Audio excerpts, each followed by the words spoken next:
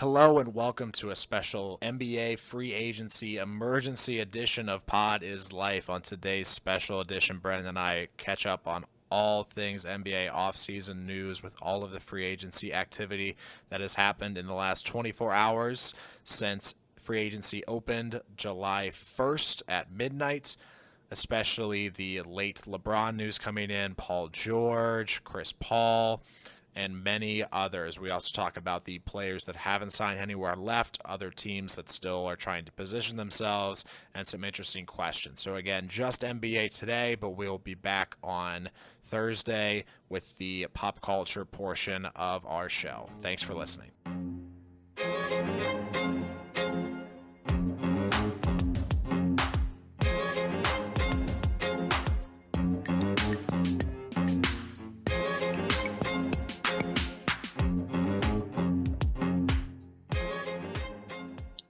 Welcome to Pod is Life, the podcast planting the entertainment flag on the sports universe. My name is Harry, and as always, I'm joined by the law to my brawn, Brennan.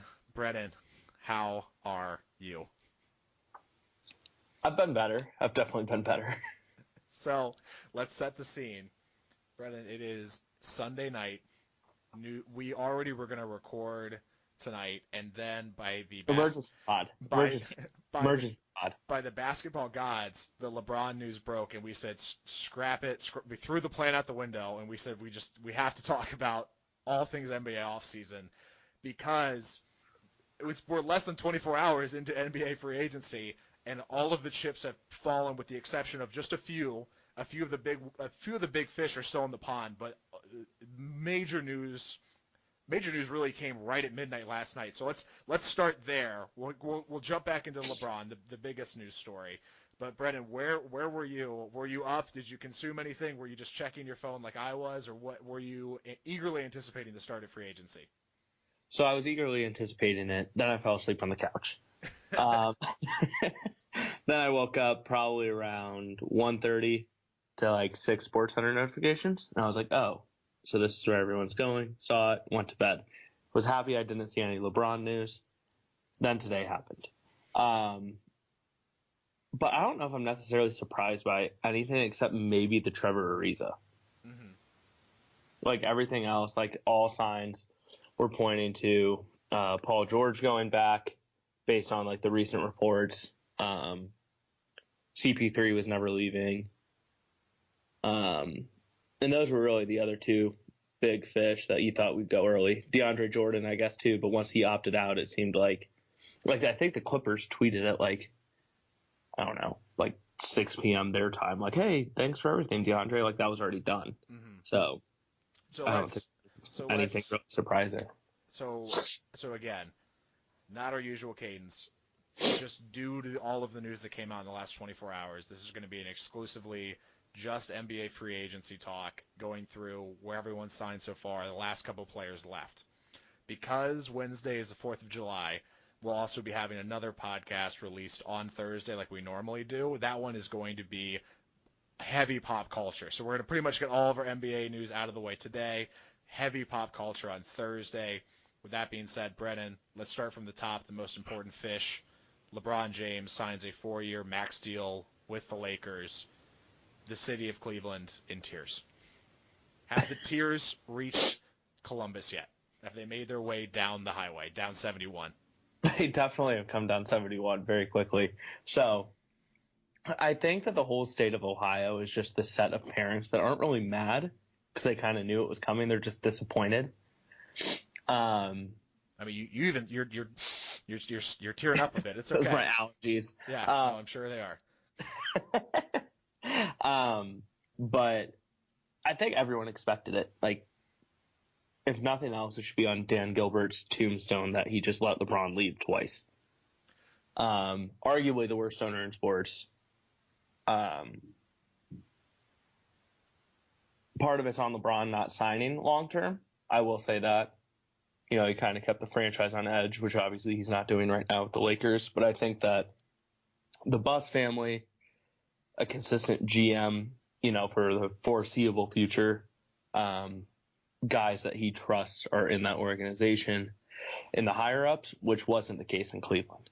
Yeah, so So that always was a little rocky, to say the least, with yeah, LeBron and Dan Gilbert. And I remember when LeBron it either was heading into the finals or after the finals had ended. One of those two games, there was a clip going around on social media where LeBron was dabbing people up or whatever, and then just completely walked right by Dan Gilbert. And of course, the internet reacted and was like, "Oh, look at that! Like, trouble in paradise." About, and yeah, clearly it was whatever. But it is true what you said.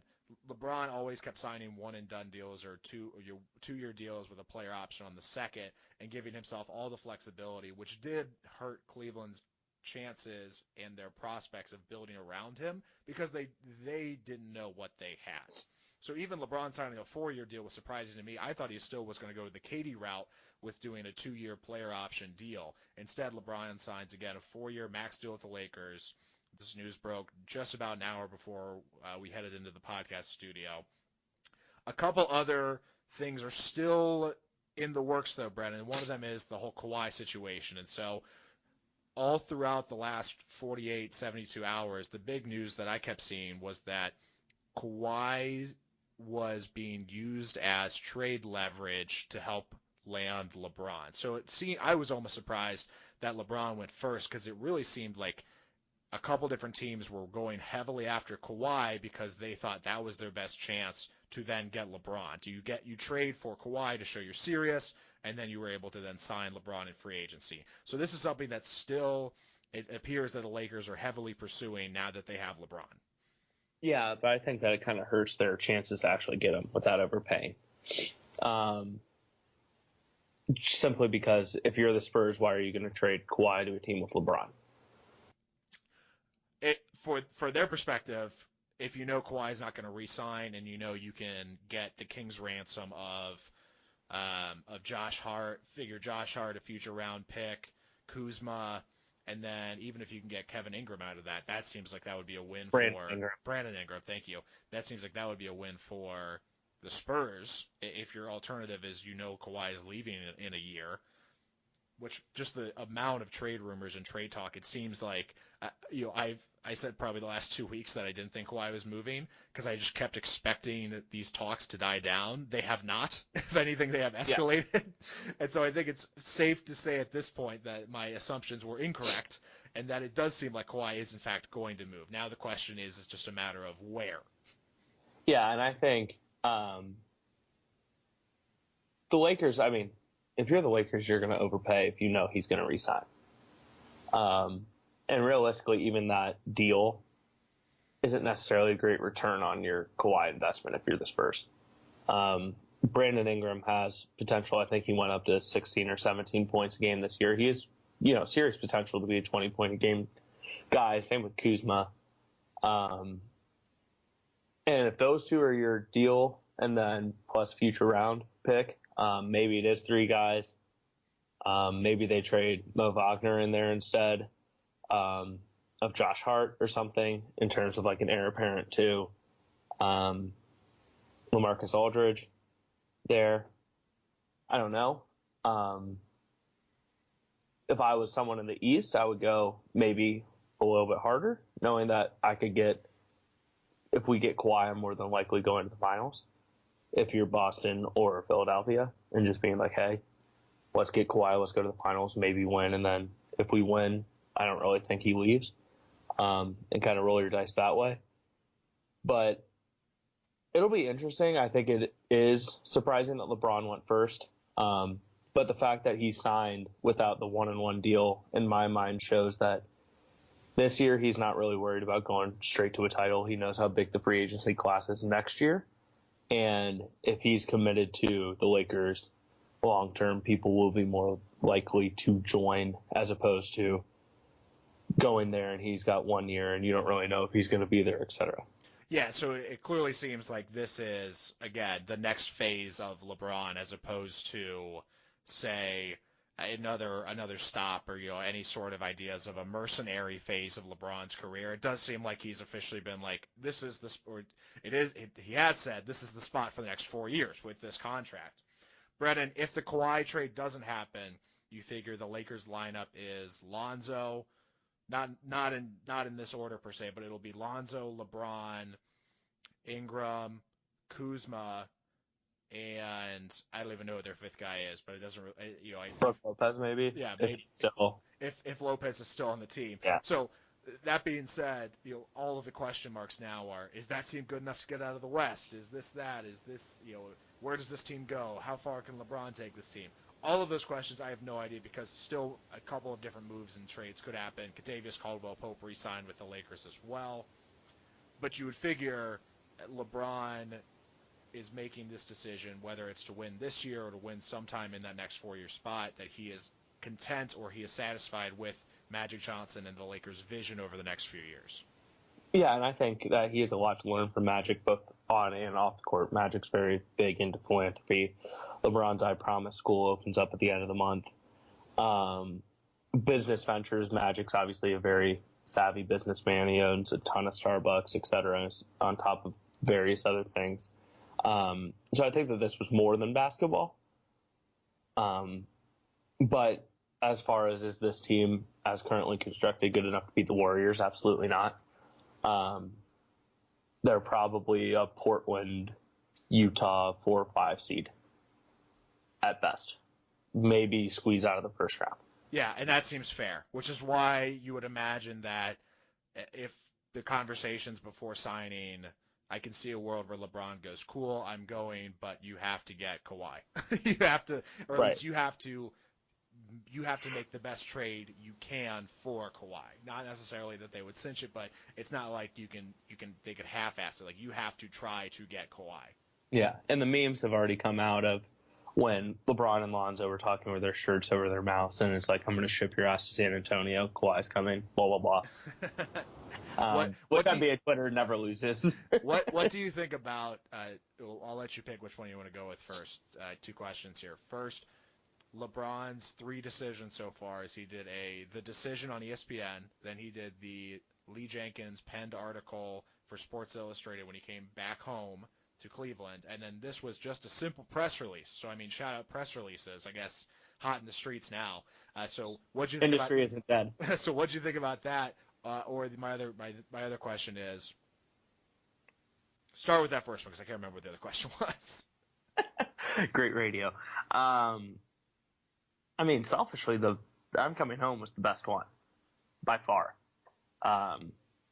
That's just me being Ohio, me being a Cavalier fan, me being a LeBron fan.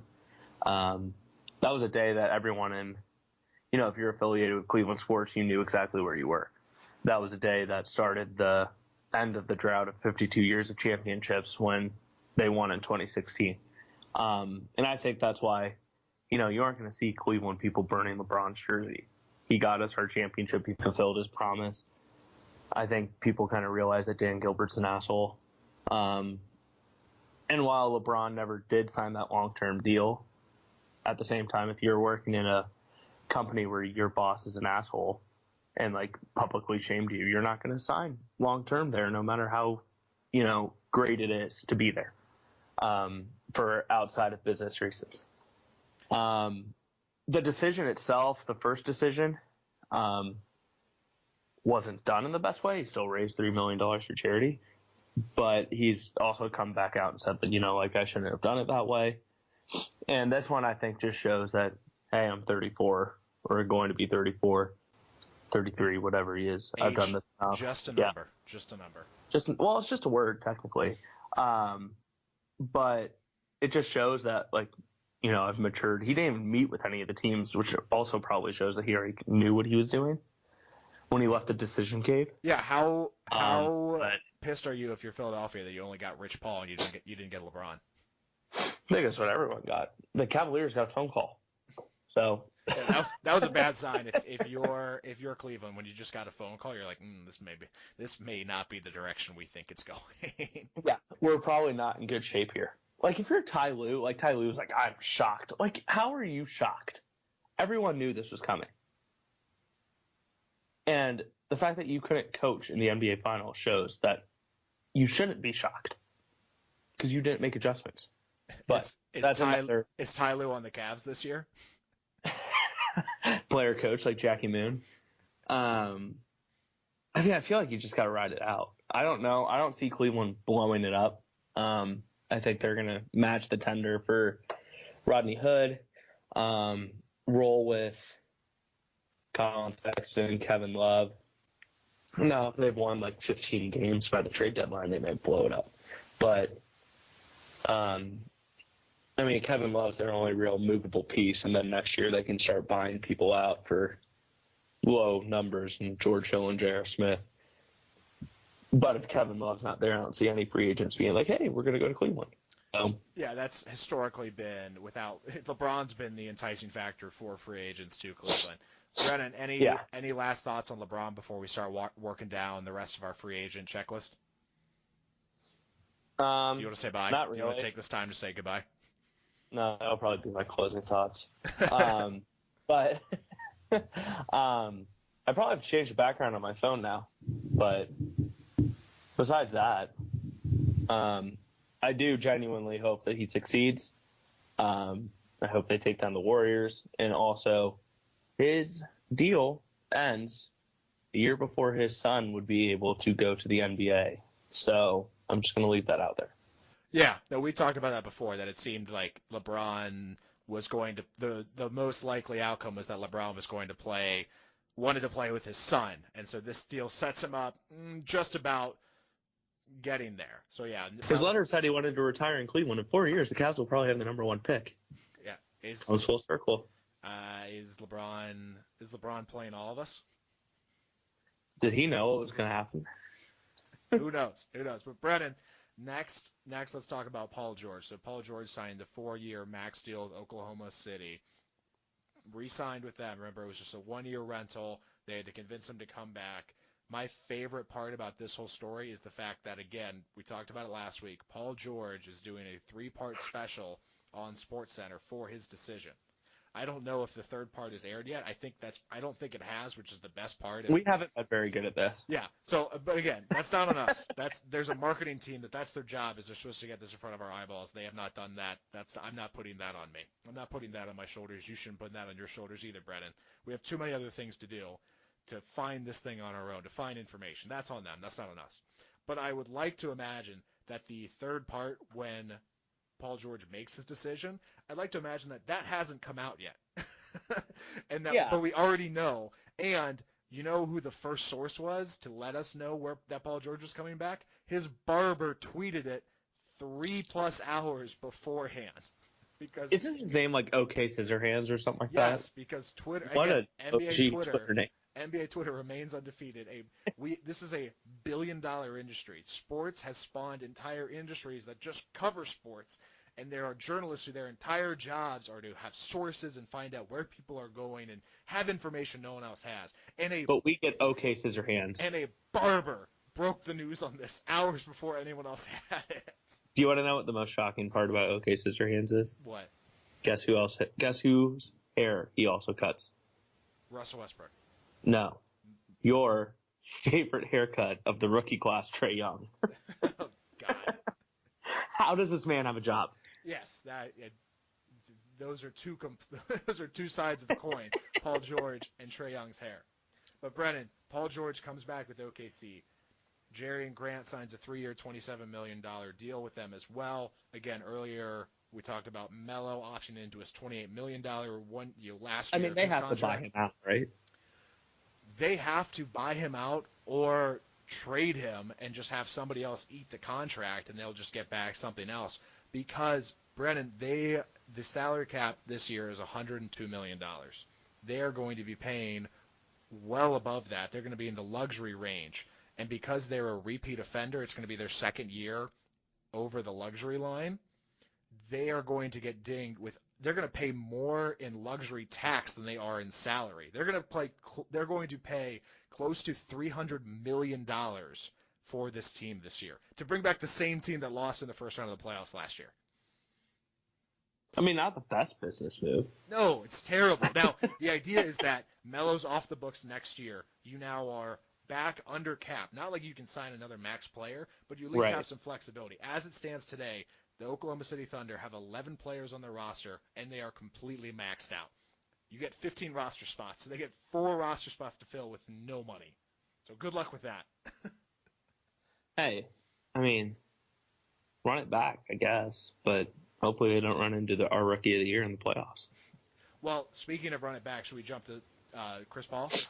Yes. So the Rockets also More like limp it back, but the Rockets losing Game 7. They think that they are a one game away, one freak bad 3-point shooting night away from going to the finals, and at that point, who knows? So they decide to bring Chris Paul back for a 4-year, $160 million deal. In 18 months, we will consider. You ready for this? If you're if you're standing, sit. Here comes your hot take of the pod. In 18 months, this will be considered one of the worst contracts in the NBA, and it will be 100% untradeable. They have tenured themselves to an aging Chris Paul that will continue to have to fight to stay on the court while they are paying him $40 million a year. yeah, not ideal. We said it first. We said that, if you go anything over 3 years, you're crazy. But Chris Paul is the president of the Players Association, so he probably wasn't going to take anything else. And I think Houston's too scared to. I think if they knew that LeBron would go sign there, they would have been like, okay, see you, Chris. But he's not signing without Chris, and then once he signed, that's not going to happen. So, yeah, they kind of handcuffed themselves to this deal, and it's not going to look good very soon. Especially because they want to run it back, but they lost Trevor Ariza. Trevor Ariza signs a 1-year, $14 million deal with Phoenix, and Clint Capella is a restricted free agent who's meeting with the Lakers, among other teams, and some other suitors in the next 48 hours or so. So for all we know, their team next year could be Harden, Chris Paul, and then just God knows, other 3-point shooters. Ryan Anderson's terrible contract. That's another bad. They honestly might have two of the worst 5 or 10 contracts in the league on their team next year. Absolutely. I mean, Ryan Anderson has a horrendous contract. Chris Paul's will be horrendous in, like you said, 18 to 24 months. Now, do you want to hear something wild? Tell me. You tell me, I'll tell you if it's wild. According to Rachel Nichols, the new odds for the NBA championship have come out. Do you want to guess where the Lakers stand and where the Rockets stand? I would say the Lakers are. I would say my guess would be the Warriors are still favorites. The Lakers would be second. The Rockets would be third. So it goes Warriors at 10 to 11. Great betting odds there. The Lakers are 7 to 2. The Celtics are 7 to 2, and then the Rockets are 7 to 1. The Cleveland Cavaliers are 500 to 1. So put your bets in now. Yeah. Sorry. Yeah. Throw some cash down on that. Throw some money down on that, and you could get rich quick. The Sixers are 14 to 1. So LeBron moving to a very mediocre Lakers team all of a sudden makes them better favorites than the number 1 seed in the West last year in the Rockets, and the Rockets are just trying to run it back. In the bookmakers' defense, though, LeBron was on a very average Cleveland team this past year and took them to the finals. So history would say he can get there. The problem is that he's got to get through either the Warriors or the Rockets before he gets there. And then for all the conspiracy theorists, he'll fall into some seed that somehow, like, the Warriors are the 1 seed and the Houston's, whatever seed. Would they play the 4 seed? Let's say Houston's the 4 seed. Yeah, they would have to be somehow 1 and 4. They play each other in the conference semis, and LeBron doesn't have to play both of them, just has to play one of them, and then Steph Curry hurts his ankle, and they're in the finals. If all of that comes true, you heard it here first. I did see there were a couple takes of okay, well, now we have to change the playoff seeding to 1 through 16. Otherwise, LeBron, only one of these 3 will be in the finals. LeBron, Steph Curry and Kevin Durant or James Harden. Like one of those three will be in the Which finals, but the why? other Okay, two won't be. I get why James Harden's in the discussion strictly from the MVP he just won, but why is James Harden in that discussion? Like, who cares if James Harden's in the finals? But, like, realistically, who cares on a national level if James Harden's in the finals? No one. Yeah, I would say I think the bigger argument Like, that is doesn't hurt NBA's bottom line. If the Western Conference Finals is Steph, KD, and LeBron, those ratings are through the roof. And then if you're guaranteed, Adam Silver would take that in a heartbeat and guarantee one of those three or one of those two teams are in the finals. He would take that in a heartbeat. He would not care about Houston. Well, I think he would rather have this last season where he gets to have that Western Conference final, and then he knows he's going to have LeBron in the finals from the East as well. The best player in the East as of today is who? Is it Steph Curry? No, it's Steph Curry. Is it Kyrie? Definitely not Steph Curry. Is it Kyrie? Best player in the East. Well, who's number two? I mean, it depends what you. Are they both on? So are you? I was gonna say, are you picking, just strictly from the Boston, Philly rosters? Because you can make the argument that if you were to start your team with someone from the East, you would pick Giannis. True. But then the next five are on those two rosters. Yeah, so they're on those two rosters. So they're one of the best. Because you could also make the argument that if Embiid's healthy, he's the best player. If Ben Simmons can learn to shoot outside of 5 feet, he'll probably be the best player in the East. Kyrie, if his knee stays healthy. Gordon Hayward, ankle situation. What's crazy is that there's just a bunch of ifs there when you look in the West. Right. It is now like before we had the East, you're like, okay, well it's LeBron and now it's just okay, well it's a lot of guys, and then the West is everyone else. Yeah, I was taking a yawn there. Not did I bore you? It's okay. We'll get back to the free agents. No, I'm just very bored with the East now. Brennan, hey, more good news for my Knicks. Brennan, back to we mentioned it. Trevor Ariza signed a 1-year deal with Phoenix. Absolute steal for a 3-and-D guy to pay him. I think it's 15 or 14 million. And kind of interesting now. It's again, I don't think it obviously puts them over the hump, but Phoenix now, you have Booker, Ayton, Bridges, Ariza, Josh Jackson. I mean, like a nice little team, probably like a league pass team if you need another team to watch. Formidable. Yeah, again, well, you're already buying the league pass now with the Lakers, so you might as well just tune into Phoenix too. So nothing too crazy, but just an interesting move on their part to kind of snag that piece away from Houston. Probably more important. Trevor Ariza probably more important for Houston to have than the Suns to have, but I mean, good move on their part to be like, hey, value add, let's just grab him for a year. DeAndre. And speaking 3-and-D, like 3-and-D guy in his end of his career, that's what we said about Bridges coming in. The ultimate plug-and-play 3-and-D guy, and you get one of the best guys to do it in that role to learn from, perfect. Mm-hmm. You do it for Josh Jackson, too, who, needs to develop his jump shot a little bit better, but adding those guys around a probably, just like the rest of the NBA, pace and space, but doing a DeAndre Ayton, Devin Booker pick and roll with Ariza, Josh Jackson, and Bridges around him, like, that's 8-7 seed in the West potential. What a hot take. But you're probably right. I mean, it could be for all we know. And what do we know, Brennan? That went from I know a lot, Harry. I got sources out in Phoenix. You have people on the ground in Phoenix. Boots on the ground. Brennan, DeAndre Jordan signed a 1-year, $24 million deal with Dallas. This is incredibly ironic because you'll remember that DeAndre Jordan Emoji Gate was going to sign a long-term deal with Dallas. Then it was reported that he was having second thoughts, so the Clippers flew out to him, and there's the great image that Blake Griffin tweeted, because the reports were that they were locking Dallas out. They wouldn't let Dallas come in to talk to him. Only the Clippers were talking to him, and so then Blake Griffin tweeted out the great photo of him putting a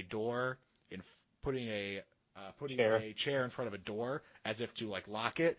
Just a great one of probably the first Twitter NBA moment of the modern NBA. Just phenomenal. And now, of course, he signs with them because Lob City is blown up. Yeah. awesome on both parts because only the 1 year. I was worried when I first saw it, I thought it was 24 a year, and I got really nervous Oh, for Dallas. But no, you just get him for the 1 year because, again, I don't know if DeAndre Jordan really has a spot in today's NBA, but why not for a year? Take him for I a mean, year again. Dallas isn't playing for this year Dallas's anyway. new Lob City. Dennis Smith is explosive in pick and roll, throw up the lob. Luka Doncic, we've already seen, is great in pick and rolls, based on his highlight tapes from Europe. Are you about to put like 5 different teams in the 7th and 8th spot in the Western Conference? Is that what we're gonna do for the rest of the pod? I mean, I can. Breaking news: the Magic re-signed Aaron Gordon to a 4-year, $84 million deal. That's not terrible. That's really not.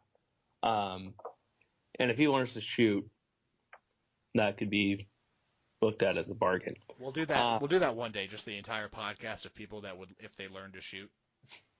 Oh my God, I would let God. They should pay me to be their shooting coach. But back to if I'm going to put people in the 7 and 8 spot, I think the Western Conference race. I mean, it came down to essentially a play-in game last year. Mm-hmm. So, and then you're adding pieces to those teams on the bottom that weren't close, but like the Lakers, for example. I mean, they weren't crazy far out, but they weren't really close. You had the best player in the world, so all of a sudden you're in the playoffs. So who does that knock out? Phoenix added good pieces. Yeah, we can make the argument that I could add 5 teams in those 7 8 spots, but that will be exciting towards those. Oh, the regular season doesn't matter. All of a sudden, that month of February and March matters. So hopefully that is the case. I think it's a good sign for Dallas, though. Get 1 year, you get a guy that will defend and rebound. And then if it works out, do it again. If you have the cap space and don't get a big name. If not, that's fine. And he's probably going to be over the hump soon here. So, yeah, it's great on both parties' parts. Jordan was going to get that same exact amount from the Clippers if he opted into his deal. Dallas says, hey, we'll cover it. Come down here for the year anyway. Brennan, and he's from Texas too, so yeah, and that's why I think he originally was considering going there in the past, and then Emoji Gate happened. Right. Brennan, next on our list, Irian Ilyasova signs a 3-year, $21 million deal with the Bucks. He was with the 76ers this past year, had a pretty good postseason with them. Again, he was one of the original stretch 4 guys that now everyone has to be a stretch 4 in the league. He's getting up there in age, but not terrible deal for the Bucks, who need more shooting we saw last year and need players with skill sets rather than just athleticism. So Dante, yeah, he can teach Dante DiVincenzo everything he needs to know, and he can make Dante grow the 5 or 6 extra inches he needs to grow. Well, I don't think Dante needs to grow that much. He's a 6'4" point guard. That's pretty fine. Okay, point guard. I'm quoting here again. I'm painting a picture. Point guard. Yeah, I mean, Giannis is the point guard, but still. So I'm in on that one. Next, another one I like, Doug McDermott. Dougie McBuckets signs a 3-year, $22 million deal with the Pacers. Like that from the Pacer perspective. He seems like a Pacer guy. Like the second I was like, oh, of course, he's on the Pacers. Why not? He's been with a couple teams. He's screams Indiana basketball because he's white. Yes, and I'm comfortable enough in my skin to say You're okay going there. Yeah, I'm okay going there. But he's bounced around a few different spots with the Knicks and a few other teams this past 2.5, 3 seasons. So I'm glad that he finally got his multi-year deal, and that seems like a team where he makes sense there. I'm okay with that. How do you feel about Doug McDermott? Should we just turn this into the Doug McDermott podcast? Are we gonna? No, we've already hitched our wagons. Too many white NBA players. Who else are we hitched to? Dante DiVincenzo, obviously. Okay. We is strong. Okay. Did we hook ourselves to Grayson Allen because he went to Utah? I think we did. That one we're in on. Yeah, that one I'm fine with too. Yeah, we can't overload this. We do love hustle. Obviously, Delhi, but we do love hustle guys. I mean, I'm fine with McBuckets going there. I think he actually fits with what they're trying to do. Also, you have Oladipo, who's going to dominate the ball. Miles Turner can step out, shoot it, and he gives them depth on the wing that I think they didn't really have, and a little bit better shooting on the wing. They did get rid of your boy, Lance Stevenson. Lance will make him dance. Lance will make him dance. If he goes to the Knicks, will that be the best thing that ever happens to you? Yes. Okay, then I'm open for that. I have a streak of the last two Knicks jersey I've bought. Both of those players ended up being traded in JR and Carmelo. And so I think I'm going to just start buying the jersey of Knicks players that I want to get traded to make sure that they leave. Test your theory. I'm going to test my theory. I will not test it on Lance Stevenson, though, if we end up getting him, because He's from the Bronx, isn't he? Lance in New York makes the most sense in the entire world. There or the Nets. Either of those places, he seems like he would. Maybe that's why he hasn't been drawn to those two places, because either of those teams are afraid to bring him home and that home cooking. But I would love him to go to the Knicks. But I've also heard the Pacers may bring him back, too, that they're just kind of seeing what the market is. Yeah, I don't know what the market will be for him. He's a headache that hasn't really worked everywhere or anywhere except Indiana. It would be awesome if somehow he ended up on the Lakers with LeBron. But I think he probably ends up back there just because I think other people won't really want to touch him, and due to the atrocious cap spike of 2016, there won't really be enough money for people to give him. Yeah, the biggest thing from the past 24 hours that I've taken away is just how many teams were unprepared. Were unprepared for this free agency. People handed out money like it was candy at a parade. Yeah, and no one was trucks, ready. Like owners were on their trucks going down the middle of the parade just throwing money at people. Like Oprah giving away money at her shows. Well, it was absurd. And it cracks me up. The worst contract that we're looking at of the contracts we've seen so far is Chris Paul's 4-year max deal. Outside of that, every other contract I've seen so far, I'm like, okay, like that's okay, that's doable, that's movable, that's tradable if you have to do it. And if you go back 2 years, they were just a plethora of Timothy ungodly contracts. 4 years, $64 million. Kent Bazemore got $84 million. That's all you need to know about 2016. We're still not okay with trashing him. Yes, my best friend's sister does his taxes. We are in on Kent Bazemore. Okay, I need a list of all the players we're in and out on, because it's getting confusing to track. We'll dedicate that next week, because we won't have as much free agency news, and we can make an official list. Brett, and speaking of players leaving and coming back, Marco Bellinelli signed a 2-year, $12 million deal with the Spurs. Which just fits. And I completely, I watched him on the 76ers this postseason, and when he signed with the Spurs, I'm like, oh, he re-signed. And then I was like, oh, wait, no, he was with the 76ers. Because wait, he didn't play there. Because for about, 8 months, he wasn't with the Spurs, and then he's like, oh, I'm back. Like, the Spurs were like, hey, we need you back, man. And he goes, sure. I wish he would have done the I'm coming home letter. That would have been great. That would have been great. Oh, my God. Speaking of coming back, Enes Kanter signed with the Knicks for an $18 million. He opted into that last year of his contract. How do you feel? He apparently loves New York. I'm in on him. We need a guy like him in terms of just somebody. Like, he's the guy that will go. We saw Frankie Nicotine do this as well, but earlier this year, LeBron got a layup, got in Frank's face, the Knicks rookie guard last season. He hates nicotine. He's tobacco free. He got a big tobacco industry. The first player that came running in from the Knicks was Enes Kanter. Like, that's the kind of. But then he tried to recruit LeBron. He's such a poser. No, I love Kanter, man. Kanter is like, this is gonna sound so cheesy. Kanter 100% seems like a locker room guy, and on the team of the Knicks that has fluctuated so much the past 2 years. Locker room guys. We need a guy that, like, everyone's like, oh yeah, like I wonder what Kanter's doing. Like, and Kanter seems like the guy that maybe he doesn't organize the dinner, but he's like, oh, we should get dinner, and then like Jarrett Jack's like, all right, like I'll make the reservation. Well, Jarrett Jack's unrestricted free agent, so he might be, taken away from that locker room presence. I'm willing to exclusively report that Jarrett Jack will just keep showing up until the Knicks are like, all right, here's your veteran he minimum. Will be in the NBA somewhere for the veteran minimum.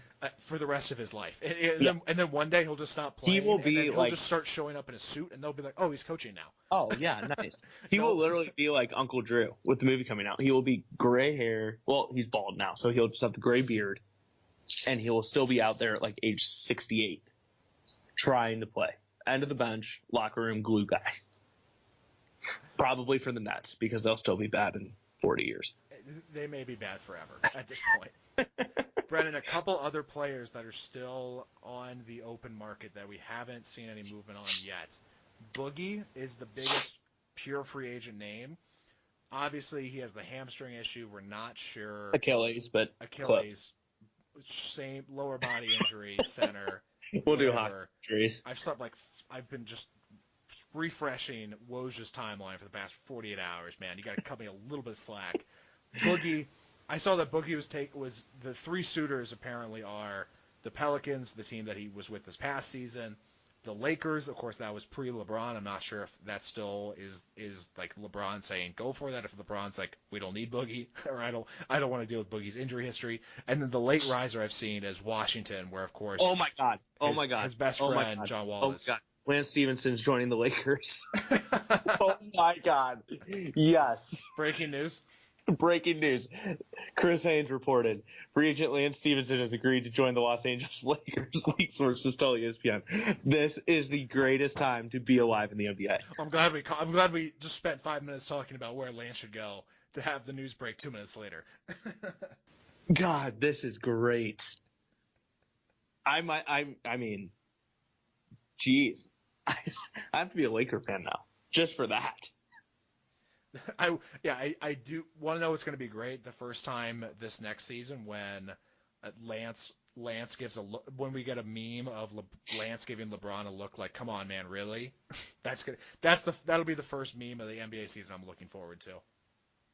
God, I can't wait for them to be on the floor together. I thought you were gonna break Boogie news on me. But Boogie, no, still between a few teams. Also very important, but my guess is that Boogie Cousins' team wants a long-term guaranteed deal, and nobody wants to guarantee a lower leg injury on a big man. Yeah, he'll get a 1-year max that people won't have to follow up on. He'll probably get something similar to DeAndre Jordan, honestly. Yeah, that would be with a team with cap space. So the Lakers still have cap space, and if they do it, and they're like, okay, we take our flyer, and if it works, great, and then if not, you wait to see if Kawhi's really going to come, and go from there. The Lakers and the 76ers are realistically the only two teams that actually have cap space left. So right. Other than that, he either stays with the Pelicans or things have to get really interesting with trades and sign-in trades. Clint Capella, restricted free agent for Houston. He was an integral part of their team this past year. He's got a ton of interest all over because he seems like the epitome of what centers need to be in the future of the NBA, like a guy that can switch on screens and just as guarding the rim and lobbing in for dunks. He's got interest from a ton of different teams. And it'll be interesting to see if the Rockets say, you know what, doesn't matter what the price tag is, we're going to re-sign him. Because they can match whatever offer. It just will make their books just crazy if somebody gives them a sweet deal. Yeah. And I think that, teams will give him an offer. I don't think that it'll necessarily be what we think it will be. Like, I don't know if it's really going to be a 4-year max deal, simply because I don't know if teams have the cap space to do it. If Houston can get him back, then running it back makes sense. But you can't sign Chris Paul to a 4-year, $160 million deal and then do the same thing with Clint Capella unless their new owner is fine paying like $200 million in luxury tax. Paying that OKC luxury tax level. Yeah, that OKC and one. Like, oh my God. Any other free agents, restricted free agents that interest you or you're interested to see where they end up? A couple just to list out: Michael Carter-Williams, Tyreek Evans, Zach LaVine, Greg Monroe, J.J. Redick. J.J. Redick, I think, will be interesting just because he could add a shooting dimension to a contender that truly needs it.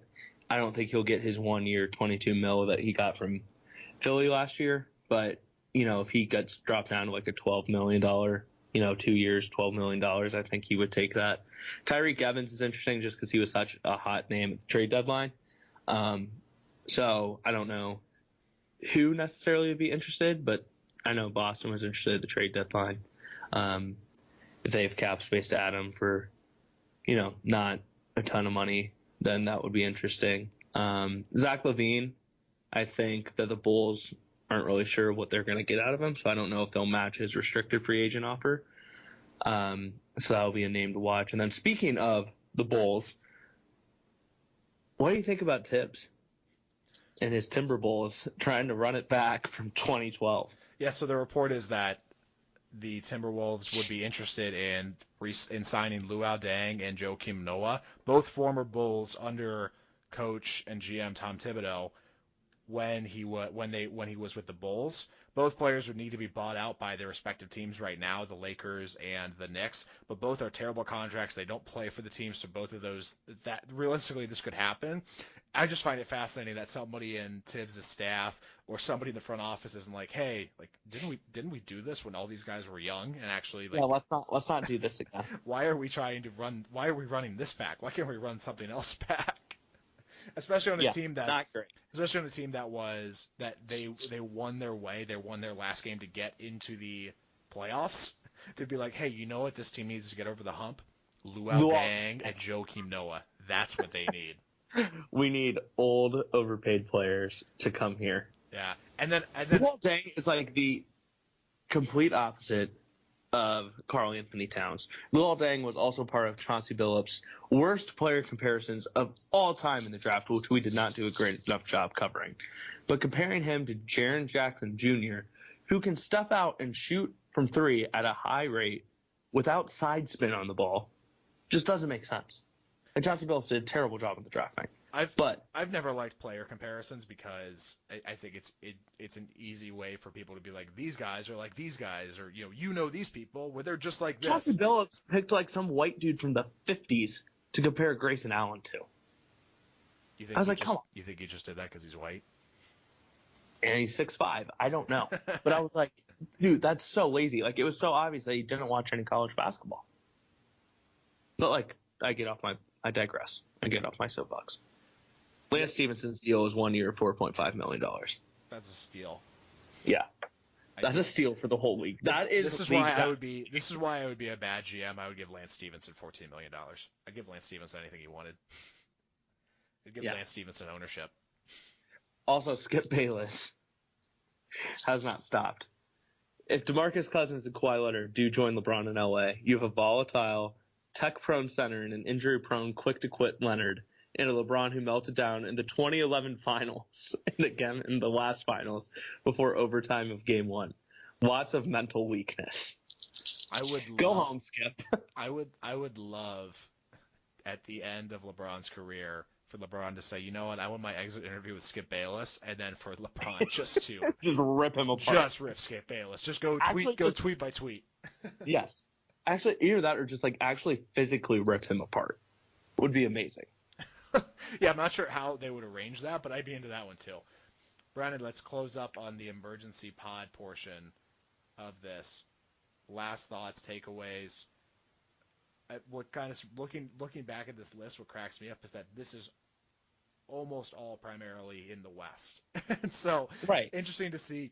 Obviously, a lot of the teams in the East are they're not they have very young cores and young rosters, so not a lot of moves were to be made on their part. So interesting to see where pieces like Monroe, who was with the Celtics this past year, or Redick, who was with the 76ers. Interesting to see where a couple of those guys go, if they stay put or if they move around a little bit in the East, considering most of the West, it seems like they've played their cards.